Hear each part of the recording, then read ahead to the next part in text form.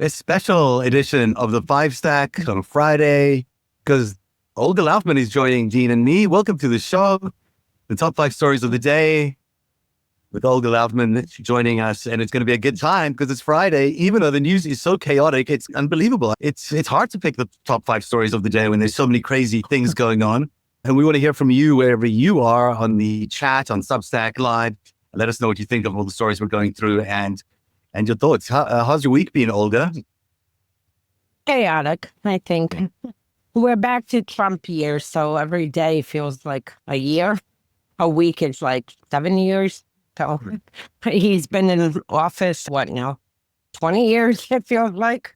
It does feel like it's the longest 6 weeks I've ever experienced. And of course, Dean Blundell, it's so good to have both of you in one place because it's my favorite people on the stack or anywhere else. So it's good to introduce you both to each other. And Dean, how's your week been? Yeah, really good. It's even better now because I get to hang out with you. Obviously, I love hanging out with you, but Olga Lautman. Yeah. Olga Lautman. She's one of amazing. my favorite Substack followers. I joined Substack like a week ago, and I'm like an Olga Lautman freak. So you know why? Because she's the real deal. She's the real deal. She's been doing my ranting. The Kremlin Files, the work that she's doing, what she has to keep track of. I asked her before we got on, and you heard this, and I want to bring this up for everybody else. I'm like, so do you need counseling or? And my secret is, yes, I do one day. And the way I do therapy is by having like a weekend binge of like Real Housewives to clean my brain out. Yeah, Selling Sunset, maybe like old school, a Will Ferrell movie, I find sometimes takes you out of that. But the work that you do has been so prescient for so long. And I came to you through Zev, and I got to tell you, you are spectacular. I'm really grateful to be here with you today. Yeah, thank you. Thank you. Both are amazing. I'm glad you're both here. Let's do it. It's the top five stories of the day. The number 5 story, let's start with the one with the map. So the New York Times reporting today that in a conversation between Trudeau and Trump actually said that he wants to redraw the borders of the Canadian-US border, and he wants the Great Lakes and Southern Ontario. Dean, this is really your part of the world. It can't get nuttier than this, but this is Trump, the emperor, wanting to be building an empire. I gotta ask you guys a couple questions before I get to what I think of this, but why are we not laughing at how dumb this MF is? Like, I read that today, and we put out a piece on Substack, which you can see, Dean Blundell Substack, about his plan to redraw the 49th parallel and his plan to absorb Southern Ontario and the economic engine of Canada, which is Toronto. You got about 5.5, 6 million people here, 15.5 million people in Ontario. The majority of them live specifically in a line that he, with a Sharpie, drew all the way across from New York, all the way over to one of the Great Lakes. And the good news is that he doesn't want all of Canada, apparently. He only wants a few Great Lakes and Southern Ontario. But it was so ridiculous because of the treaties in 1908, the demarcation line it's been around for well over 100 years, and how ridiculous. Like, I read that today, and we put out a piece on it, and I thought to myself, this guy's legitimately crazy. And we know he's crazy, but crazy to the point where common sense doesn't make any sense to him at all. And the funny part was we heard about this because of a colorful phone call through Justin Trudeau and Donald Trump, where Donald Trump literally called, screaming, swearing, F you, take the deal. JD Vance is on the other end of the phone saying something about humping couches. And they're screaming at Justin Trudeau, and they're like, "Hey, dude, here's the deal. We're gonna take Southern Ontario." And he's like, "No." And he goes, "Oh yeah, well we're gonna target your dairy at 250% tariffs." And they're like, "Okay." And then they said, "Now get rid of some of the retaliatory tariffs, and we'll maybe shrink the tariff package." And Justin Trudeau is like, "No."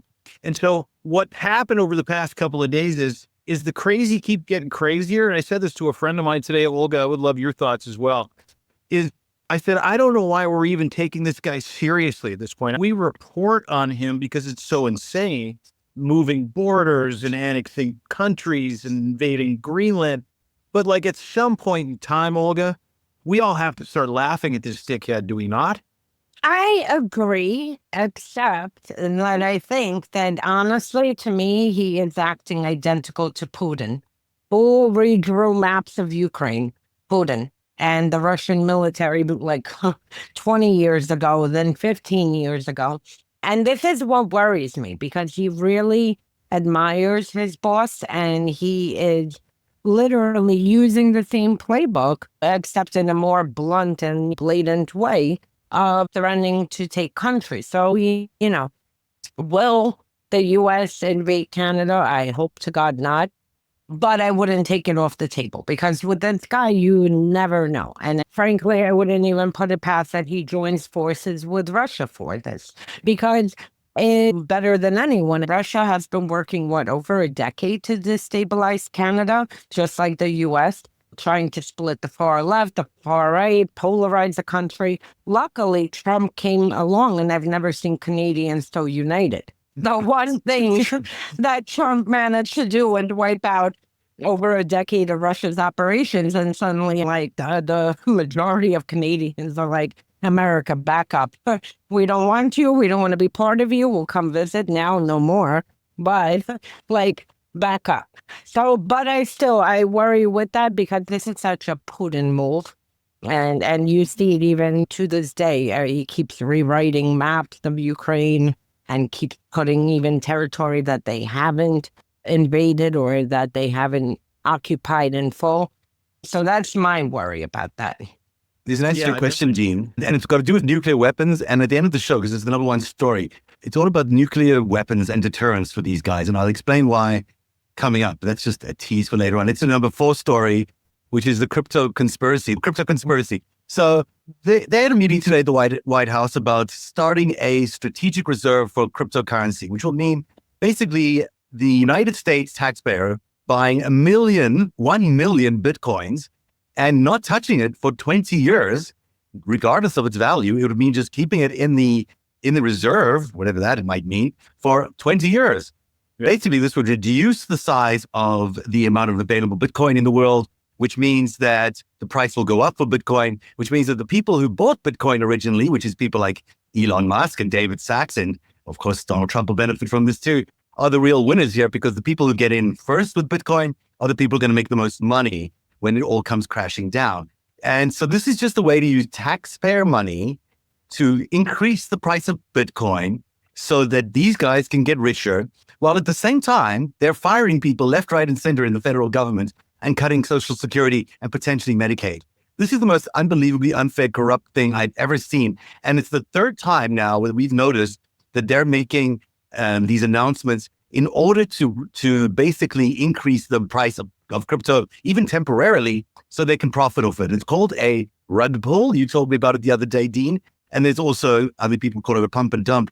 But they've done it 3 times now. They've done it with the announcement of the crypto czar. They did it with a meme coin. You remember the meme coins before the inauguration that Trump and Melania did? Yeah. And now they've done it a 3rd time with the announcement of this crypto reserve, which is not yet a thing. It's just a suggestion. But every time they talk about it, because it's getting closer to being a thing, it increases the price of crypto. They sell when it's high. They make a lot of money. And it's the most corrupt thing you've ever seen in your life. There's no reason in the world to be having a reserve of crypto because we don't need it.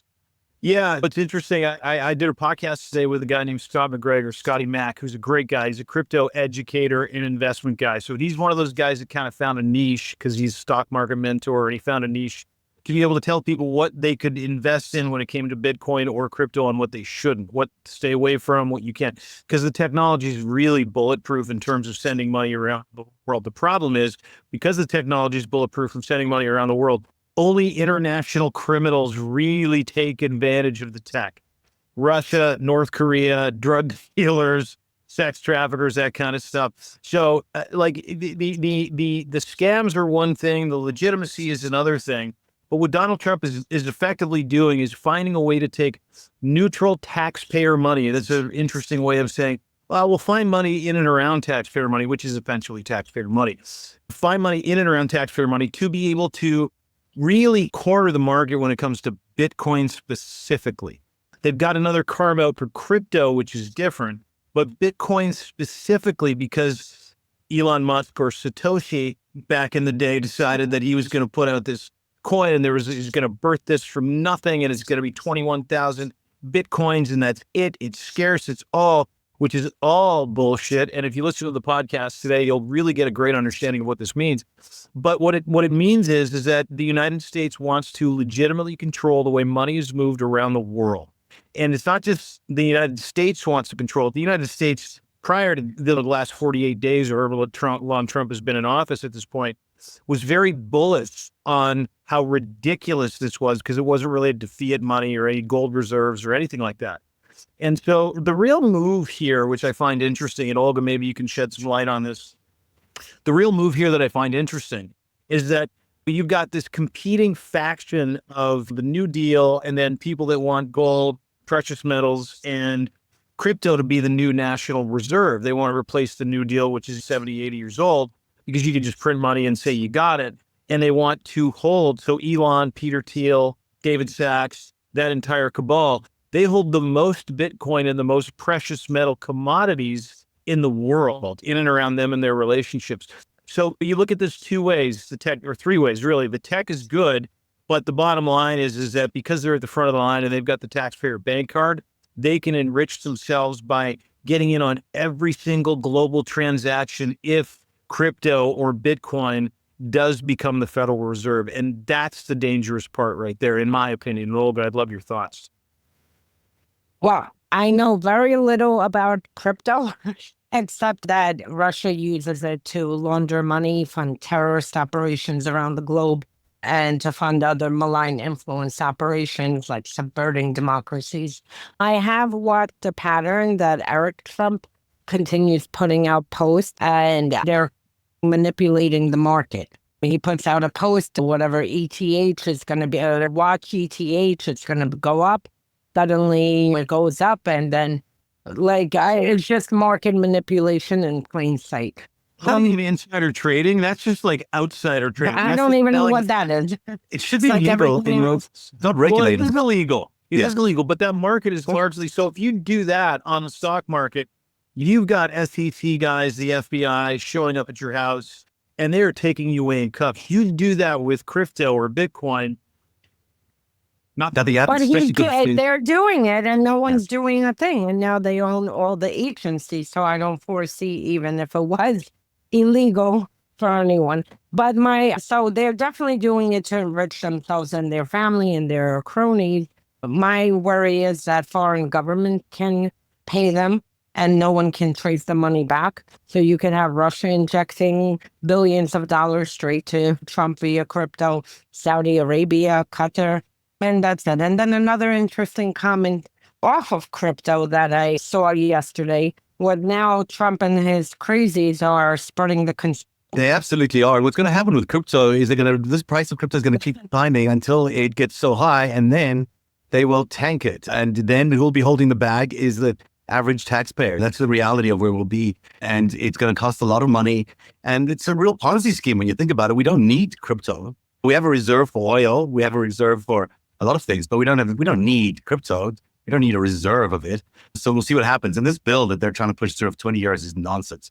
Their ultimate scheme is to basically, like in Russia, siphon all our resources, steal everything from this country. And frankly, that comment that Trump made about the gold in Fort Knox is uncomfortable, because what are they planning? Are they going to steal now America's gold too? Transfer to Russia's central bank like Maduro did back in the day when he transferred his gold to Russia's central bank to store.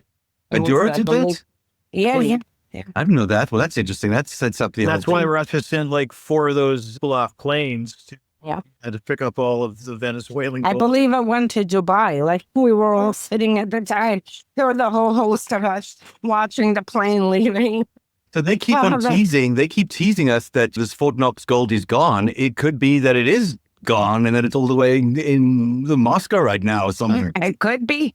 It could So be. I know Wow. these crazy. So who knows? All I do know is they want to steal everything. It's a real Doge move, though, isn't it? Like, that's a real Deterrent. Doge move behind the curtain.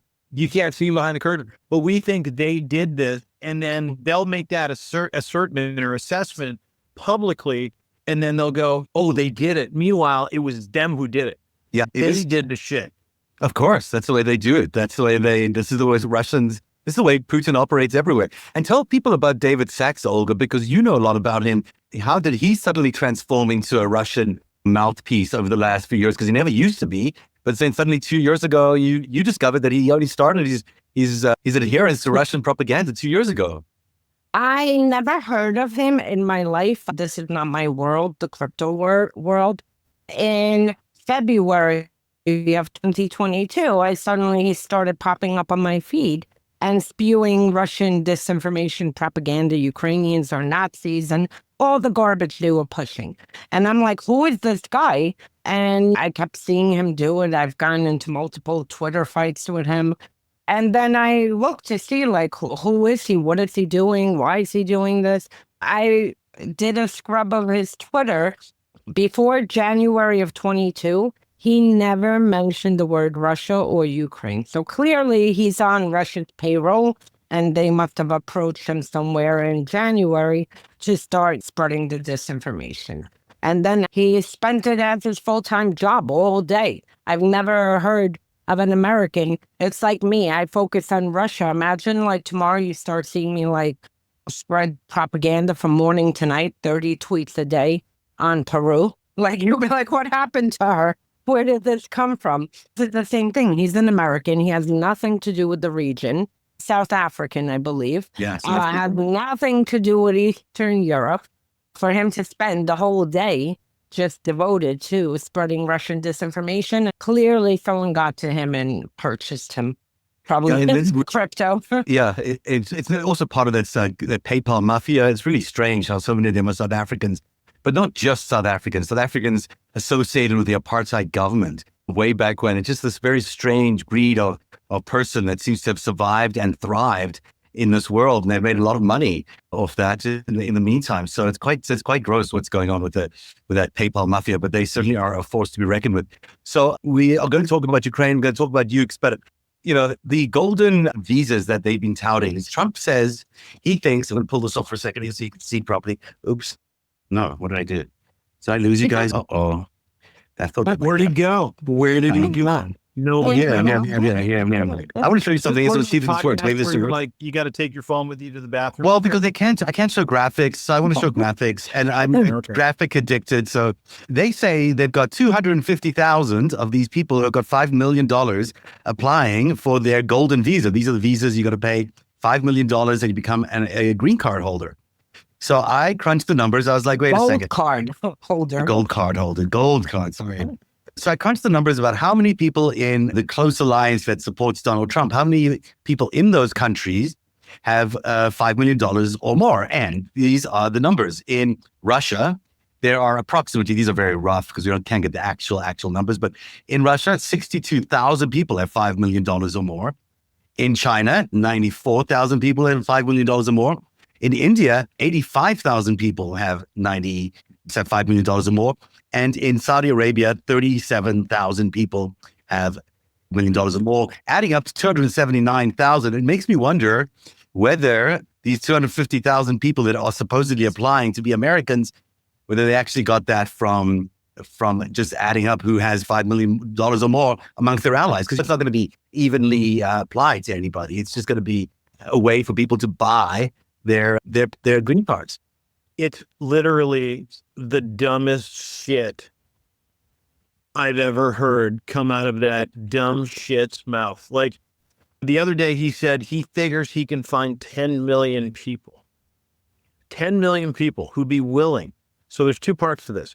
Not only is his math way off, as you've just pointed out, 10 million people to give him $5 million to become an American citizen, to enjoy the milk and the honey of America. But he is literally targeting people who have worked their asses off, paid into Social Security, who have kept that country afloat, targeting those people to send them out of the country, to bring in people who've got $5 million. This is nothing about patriotism. Nothing. This has nothing to do with America. This has got nothing to do with the fabric of that country. This has got nothing to do with him deciding that he wants to change the demographics of that country. This is specifically a dog whistle and a cash grab for Donald Trump and all his pals to tell everybody around the world hey, you can buy your way into America, which is something he is throwing billions of dollars trying to police, to tell people they can't buy their way into America. It's crazy. It's crazy. It's like, ass backward, terrible math thing I have ever fucking seen. Yeah, we're going to build a wall, but then we're going to invite people to buy their way in here. It just tells you everything about his policies. It's disgusting stuff. I'll just add that for people who remember the first term around, while Kushner was in office, his brother was in China selling visas to U.S. Same thing, I think it was called the Golden Visa. Yeah. Or his brother or his sister or his family members. They did a conference in China. So basically, this goes on par with everything else that Trump does. People around him were selling pardons on his White House. They're selling visas now. And it was interesting enough that the first thing that in this example, and I get along very well with Russian oligarchs. I'm sure you do. They floated you. So you could just imagine how many of these sanctioned Russian oligarchs are going to be buying the U.S. I wanted to see how many oligarchs are actually going to be applying, because it seems to me that Putin's just taking his oligarch crew and just giving them away to become U.S. citizens. By a lot of them have $5 million, and if they don't, he'll spot them, I'm sure. And he'll just send all these oligarchs over to be American citizens now. Branch of SVR, the Foreign Intelligence Service, and the military. They're indistinguishable from... Yeah. And as far as security services, you'll have all of them lining up to buy these visas. And of course, Trump wants all these guys over here because, hey, they become Americans, they become American citizens. They make the inequalities in America even worse. But it is, other than the Russians, I don't know if MAGA Americans realize that the bulk of these people spending $5 million are going to be coming from China and India, and not from the places he was promising in his election campaign, from Sweden or Norway, wherever he was promising to get Americans from. So much for the white nationalist attempt at electing Trump and making America whiter again. That's not going to happen. You know what? The fatal mistake, right? Where he was like, hey, we're going to ban Muslims from coming into the country. Like, what was that, 8-10 years ago? And now he's like, all right, if Muslims have $5 million. Yeah, they could go. If they're Saudi Muslims, then they could definitely... That'd be interesting, because they're about to do another ban by next week. Interesting if, it includes the language. Unless you have 5 million and want to buy a visa, you're banned. Is there anything more Trump than that, though? Like, is there anything more Trump than, hey, listen, my principles don't matter as long as you've got $5 million, pardon my language? He'll sell anything. It's not that he'll just sell his mother. He'll sell your mother. He's just sell everybody's everything for no matter what. Dude, he's selling Bibles. He's really out of the White House for the Oval Office. Like, it's just great. It's so gross. It's so gross. This is the most powerful office in the world, supposedly. So it's what was really gross out of the Oval Office today was his comments about Ukraine. It's bad enough that he bullied the guy, and Zelensky had to deal with this ordeal last Friday or whenever it was. It feels like a lifetime ago.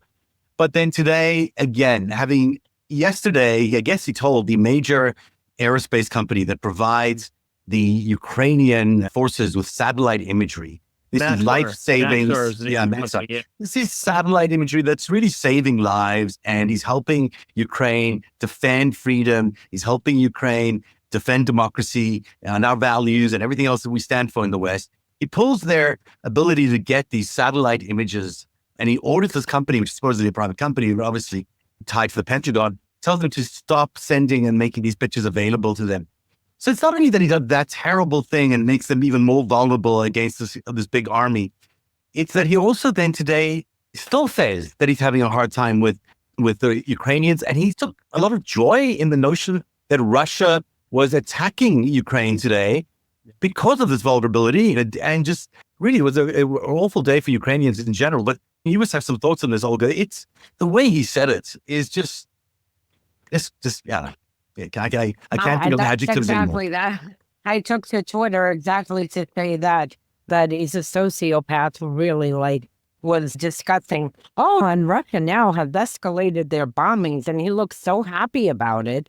I'm like, my God, I'm shocked he's not volunteering to run to Russia to help them bomb even more. The whole thing is gross. They forced Zelensky into an ambush last Friday. This was all planned to cut the military, to cut the intelligence sharing, to threaten, which is interesting, to basically threaten the Five Eyes not to provide intelligence to Ukrainians, U.S. intelligence. Interestingly enough, a story came out yesterday that the Five Eyes in Israel and Saudi Arabia are discussing whether or not to share intelligence with the United States because of the likes of Tulsi Gabbard and because of Trump's cozying up to Putin. So that's definitely interesting. Look, my bottom line, and I've said it too in Ukraine and here and everywhere, Ukraine and Europe need to forget about the United States. We're right now held hostage. We are not an ally. At a minimum, we'll not pay attention to what's happening. At a maximum, we could become an enemy to Europe and to Canada and to our traditional allies. So right now, Ukrainians, honestly, I don't understand why they're meeting next week with Trump officials in Saudi Arabia. Trump injected himself as if he's the only one who can end these negotiations and this war. First of all, he's screaming at Ukraine. Putin can, right now, put out a message and say war over and recall all his troops back over the border. He's just disgusting. It's just accelerating things, making things worse. Is they really are serious about negotiating peace? Why are they making their... Because he doesn't want to negotiate peace. He is extremely angry, and you saw the anger because Zelensky is refusing to capitulate Ukraine to Russia or to him. And like I said, if Zelensky or Ukrainians wanted to surrender, they don't need Trump and his team. They can go directly to Putin and surrender to Putin. And here, the only objective for Trump is to try to force Ukraine to surrender. Now he's ramped it up a few notches by basically shutting off weapons and Patriot system and intelligence and satellite sharing to make it even more bloody for Ukrainians. So they're both, Putin put them through this, and the Russians for the past 11 years and 3 years across the whole country. So they don't need Trump to surrender. And that's it. And in the process, being a corrupt asshole, he's trying to basically, extort minerals in the process. On top of having them surrender to Russia, we want to steal your minerals. I'm so glad that I love Olga Lautman. Have I said that yet? Have I brought that up? I'll think of that. You touch on a couple of things, and I want to go over them real quick because I find this entire scenario fascinating where a country can have allies for 80 years. A country can support another country for 4 years to the tune of $113, $115 billion. And then within a 45, 48-day period, that can change so dramatically and so drastically. And what I find fascinating about this, which is really kind of the overarching theme here, is when we can get into FSB and whether or not Agent Krasnov is really Agent Krasnov, which we know he is. But what I find fascinating here is that Donald Trump has effectively, and I saw a quote today, has effectively to try to get Vladimir Zelensky to grovel. And because his character was impugned in the Oval Office last week, because someone actually fact-checked him on national television, he greenlit Russia which is going on right now, to fire ICBMs at a rate not seen yet in this war, drones not seen yet in this war, at different parts of Ukrainian infrastructure that have nothing to do with infrastructure. I'm talking people, attacking hotels with aid workers, attacking apartment buildings, attacking civilians, something Ukraine has never done once. Never done once. And this fight is all on Ukrainian territory, all of it. Save the drones that are blowing up petrol stations in different parts of Russia. They're going after their ability to attack Ukraine. That's what Ukraine is going after. Russia is going after Ukrainian families, human beings, people, aid workers, hospitals. In Zelensky's hometown yesterday, they bombed a hotel that was the home for international aid workers, reporters, et cetera, et cetera. And for Donald Trump to sit there in the Oval Office and go, yeah, Russia has all the cards to play, Ukraine has none. Yeah, Trump gave them the cards. Trump gave them the cards. It's engineered, to your point. It's not a misstep. Yeah. It's engineered. He basically greenlit this. He stopped sharing intelligence with them. And you know what happens when the U.S. stops giving Ukraine access. And this is interesting. And I think a lot of people have to tune into this. You stop giving them access to early detection warnings for drones and ICBMs. That's what happened. So now Russia is pounding the shit out of Ukraine, and Donald Trump is gleefully going, Russia's pretty mad. But here's the other part, which I find fascinating too. Classic mob move. Is that we have a Ukrainian people who are blindly flying this airplane, trying to figure out how to protect everybody in that country. And Donald Trump and the U.S. government, with every piece of military equipment they sell, can actually brick that military equipment from the United States. So you're looking at like a nightmare scenario for Ukraine, like a nightmare scenario where, please, yeah. No, finish your thought. Then I want to add something on that. Well, no, they cut off the eye in the sky. They cut off intelligence sharing. And not only that, they've effectively, from my understanding from people that are in Ukraine, from Kaylin Robinson to Alex de Rebekov, who works for the ICC in Kyiv, lives in Bucha, did an interview with him yesterday. My understanding is that the American war machine, when they sell things to people, they can actually hit an off switch for every piece of equipment they sell. So that's why they can't fire any anti-aircraft, anything at any ICBMs, at any drones, anything like that. So effectively, America has geofenced all the equipment that they put into Ukraine, and they're forcing Ukrainians to die so Zelensky can grovel at the feet of Donald Trump's ego. That's the sickest part of this equation. Wow. And that's not going to happen, I can tell you, because even before the full-scale invasion started, I had said that it's coming. And trust me, when it comes to Russia, I had said it then, and I stand by my word. We will fight with broomsticks, whatever is available, not to let Russia take over. No one wants to go back under Russian occupation. That's like going into a concentration camp. But to your point, Trump is not only assisting Putin with attacking Ukraine, and at this point, the U.S. is aiding and abetting war crimes, but he is also going to basically tank the defense industry, because what in the right mind country is going to buy weapons from the U.S. knowing that if Trump doesn't like what they said or what they tweeted or where they made or they're not paying him enough, that they could shut off these weapons. And that goes to even a bigger point, because at this point, even yesterday with Israel apparently was mad. I don't deal with that part of the world. But Israel was mad because he was having secret talks with Hamas. So at this point, anybody can cross into his path. Who in their right mind are going to buy weapons from U.S.? If the U.S. can shut these weapons, then who does that help? Russia and China. Not to mention, these are jobs in America as well, right now, making these weapons. And the minute they stop making these weapons, the jobs go even further. So it's so self-defeating and so self-destructive. But because his point is to destroy America, everything. Economically, he despises this country, and his whole point from every action he's taken is to destroy America.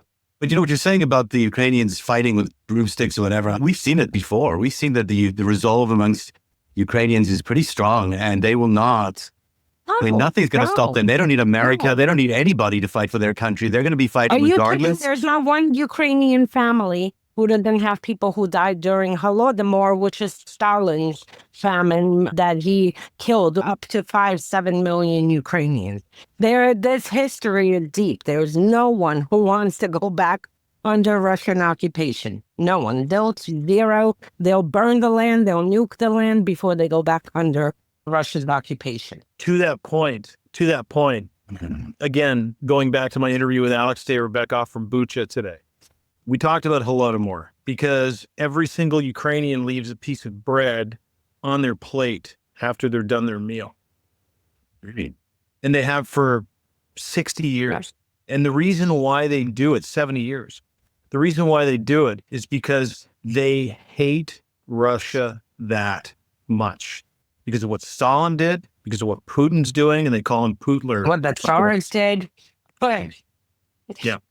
So the bread is symbolizing what? Sorry, just say that again. What's the Bread is symbolizing the fact that they might not eat tomorrow. They might be starved out of their own country tomorrow. Their aunts, uncles, and relatives might die tomorrow because Stalin has choked them out. Like the Ukraine, we don't understand. And this is the other thing that I think a lot of people don't tune into, Zev, Olga, with due respect. And you know this, Olga. Yeah. It's not the same here like it is there. Like the Ukrainian people, to Olga's point, would rather die a terrible death than not live in a free Ukraine. They don't give a shit about anything other than the fact that Russia has nothing to do with their daily lives. Russia has nothing to do with deciding where they can go, how they can grow, who they can meet, how they can get together. They call them, what did he call them the other day? Barbarians. He's like, they're a barbaric culture who just continue to. one of the million words we have for them. It's a nice word. Yeah. It reminds me that Americans don't know what it's like to not have freedom, and they're going to slowly find out. But when you've lived under a police state, when you know what it's like to be living under those circumstances, you don't want to go back to that under any circumstances, and you won't. Which leads me to the number one story of the day, which is a bit of analysis more than anything else. But Olga, why don't you talk about that? Because I think it's just poignant and I don't leave it. And then we'll go to the number one story. So what do you have anything you want to say about that last bit there about the bread and the... No, I told you we're on the next story. I guess. No, again, this is a centuries-old fight, and Russians are war criminals. They've been like this in the 1500s, 1600s, 1700s, 1800s. They've always had it's a very sick, twisted combination of this bloody imperialist thirst with feeling like victims, with feeling superior, that they're better than any other race on this earth or ethnicity on this earth. So it's a very toxic combination. It's never ending. And Ukrainians, like I said, they'll do everything to prevent Russia from taking over. And also for a lot of people tuned in 2022 when Russia launched a full-scale invasion. But Russia invaded Ukraine in 2014. And we're documenting the concentration camps that were going up in occupied territory, the tortures, the disappearances, the stealing of children. And it's not stealing children just to steal them. It's stealing children to reprogram them, to erase their Ukrainian identity and force them to grow up as Russians. I can't even begin to tell you the beheadings, all the war crimes happening in Crimea, in Donbass. So we already know, for anyone who wasn't around during Stalin, what happens under Russian occupation. You have the past 11 years to show what happens. And the world got to see a glimpse of it during Bucha and Mariupol and Izium, when they saw how Russia walked in and massacred families. But they didn't just massacre, they had to rape the kids, videotape raping children and putting it online, spreading it around military channels on Telegram. So the world got a glimpse of something that has been happening forever, particularly since 2014, and historically this is what's happened. So trust me, just to end, Trump can go to F himself.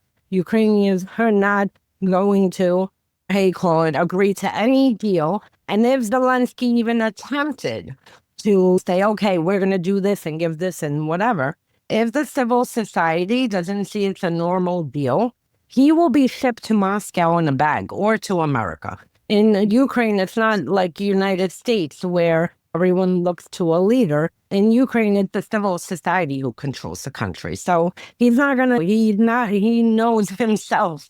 He's not going to come back and say, I agree to sell out the country. Not that he wouldn't, but if he would never pressure to do that, because he'd be shipped right out of the country in 5 minutes. You know what? The fascinating, Olga, fuck, I love you. The fascinating part about that is that I think Olga's underscoring how much Ukrainians hate Russia with even those sentiments. Oh, forget it. It makes people's blood boil. They can't even look at a TV screen if Russia's involved. They can't. They hate Russia in Ukraine so much that every single Ukrainian I've talked to, from our correspondent in Ukraine, Alex Rebekov, to some of Kalen Robertson from Byline, some of his people, every single Ukrainian I've talked to, they look at you like, are you insane? Yeah. I'd rather die. Like, this has nothing to do with, it's Russia. It's got nothing to do with me. It's Russia. It's got nothing to do with me living. It's got to do with the land, the people, the agriculture, what we are, our culture. And I don't think people really appreciate how much older Ukraine is than Russia. I don't think people really realize the amount of culture that's in Ukraine that isn't in Russia, and how Russia for hundreds of years has been trying to co-opt other people's history and culture to talk about it like it's their own. And Ukrainians are not like, you're watching this resurgence in Canadian unity.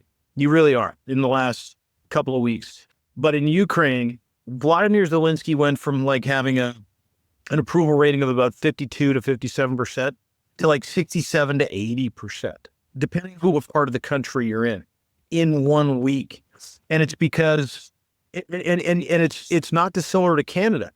It's because it doesn't matter if you're in Ukraine and you don't like Volodymyr Zelensky, he's the representation of freedom in that country. And even their opposition parties, the opposing parties who met with Trump this week, told Trump to go pound sand, because they're like, hey, dude, like, this has nothing to do with you, dickhead.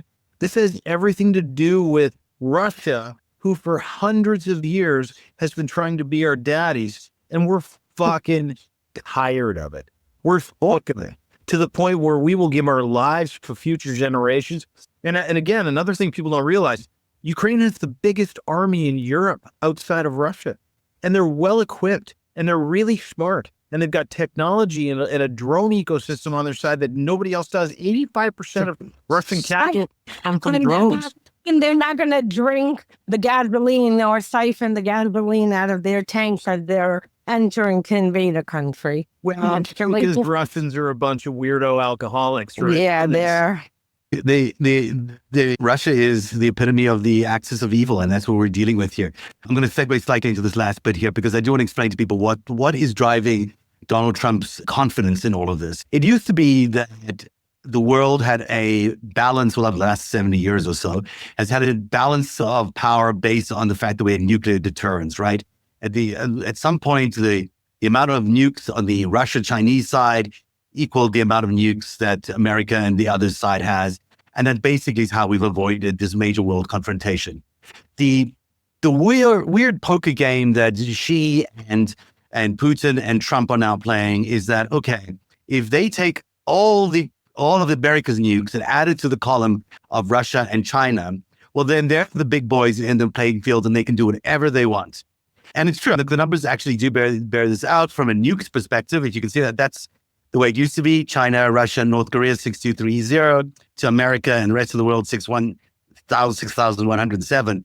Now it looks like this. If the United States joins in with China and Russia, you've got 11,000 warheads, nuclear warheads on one side, almost 12,000, compared to 939 on the other side. And that is why they're acting with the kind of brutality and the kind of insensitivity that they are, because they think that this is enough. They think that this is enough for them to tell the entire world what to do. What this doesn't take into account is you don't need this many nuclear weapons to actually cause any damage, number one. And number two is, what are you going to do when the people who you're trying to kill are outside your offices and outside your palaces and outside your houses of parliament trying to get to you? Are you going to send a nuclear bomb to destroy them too? Because it'll kill you as well. Nuclear bombs are great for deterrence around the world. You can deter a foreign country far away from you for sending a big nuclear weapon against you because you've got one. But when you're dealing with people who are really unhappy with you, who are tired and sick and tired of you raiding their Social Security, who are tired of you raiding their Medicaid, who are tired of you firing their federal workers and their neighbors and their colleagues, and who's made the price of eggs so high that people are buying eggs now by the single egg. Now you can buy a single egg at a bodega because the prices are so high. Now you're talking about people getting really angry with you about how you're leading them. And it's got nothing to do with the math of who has got lots of nuclear weapons or not. And I think this whole bravado that Donald Trump has is all based on this nukes argument. And this nukes argument is bogus. It's not going to win the day. At the end of the day, the people are going to win the day. And none of us, no, any country in the world, anywhere, is going to stand for this for very much longer, I don't think. It really has gotten to the point where the people are beginning and need to start, if they haven't started yet, are beginning to find a way to talk truth to power in the way we protest these things. But I'm really glad we all agreed on the nuclear deterrent, meaning that we only needed one Yes. nuke. That's it, just one nuke. Yeah. You can have 12 million nukes. And by the way, if Russia has several thousand nukes, I can guarantee you those nukes are in the condition that their army vehicles are in, which is not great. There's that. I used to joke, sorry to cut you off, but before the full-scale invasion, people are like, oh, but Russia's a nuclear power. I'm like, are you kidding? If they send nukes, it's going to go from all the corruption and everything, I'll go back into Siberia. They'll be like, How many of those anti-aircraft videos I watch in Russia where a Russian anti-aircraft missile gets set off and it flies right into the apartment building next door? Like, and like the plane crashing each other. The columns of Russian machinery that went into Ukraine around Kyiv that stopped because all the tires exploded because no one bothered to fucking fill the tires up. Whatever, right? But to your point, you need one. And you can have a pissing match with anybody over nukes. Sure, great. You got all those. I got all these. I just need to launch one, or we need to be hit with one, and the world changes. And nobody outside of Putin, and I don't even think he's this dumb, because he knows what'll happen. The second one person launches one, whoever launches that thing, the free world is going to collapse them with the same response. So, it's such a fucking stupid argument when anybody's like, well, we got 6,000 nukes, you got 993. It doesn't matter to me. Yeah. I love the line Terry Lynn's got here that Russian nukes will deploy like Elon's rockets. Exactly. Done. Well done. Speaking of Elon, I just want to bring this up. And I tweeted this today. Is Tesla, and I used to have a Tesla, I got rid of it when this stuff happened. Yeah. Well, is it like a MAGA hat on wheels? it is. It's like, honestly, I know people in my family who've got a Tesla and they're dead embarrassed about driving around in those things. It is like walking around with those big giant red caps. I was watching some guy drive down Main Street where I live today, give a Tesla the finger just because the guy was driving a Tesla. Oh, the Tesla's the new MAGA hat. Now I get it. It is the MAGA. And someone pointed out Germany. I put it in my tyranny tracker. 78 or 76% of Germans in February didn't buy Tesla because of Elon interfering in their elections. So the Tesla movement is real. And I believe Boston, not that I would advocate, but in Boston, I think a few Tesla dealerships were set on fire. In New York, people were arrested over the weekend for going and protesting, and I think they broke the windows of the Tesla dealership. And we're having nationwide Tesla, protest. So yes, it is the new MAGA hat, and it's the new of everything that is wrong with this timeline. Don't forget, everything he's done, he's leveraged against each other. So if Tesla goes, his ownership of Twitter goes, so does his ownership of SpaceX. It's all one big Ponzi scheme. And it's got cryptocurrency in there too. So we'll see. He might go down. I don't know if you saw him at the State of the Union, Olga, when you say you think he'd worry about that. That guy is so fucking cranked on drugs. He's not worried. I know. That's the problem. Not really. That was incredible. At the State of the Union, you go to the Congress, you're going to get called out on national TV and you can't keep your eyes straight. No. He's like, yeah, no. Well, there you go. That's a good place to end it. Anyone else wouldn't take a drug test in the government. Well, he He couldn't pass a security clearance or drug test to get a job for No. the U.S. federal government. Yet he's firing everybody. Just give me a break. Yeah. The 5-stack for today. Thank you very much, Olga Lautman from Unmasking Russia. If you are not following her yet, you should. And it's Dean Blundell from deanblundell.com and crier.co and his own Substack. Dean, thank you for being here. And Olga, thanks for being here. What a great show. Thank you at home for watching. And we shall see you again next week on the 5-stack on Substack. And good night, everybody. Bye. Bye.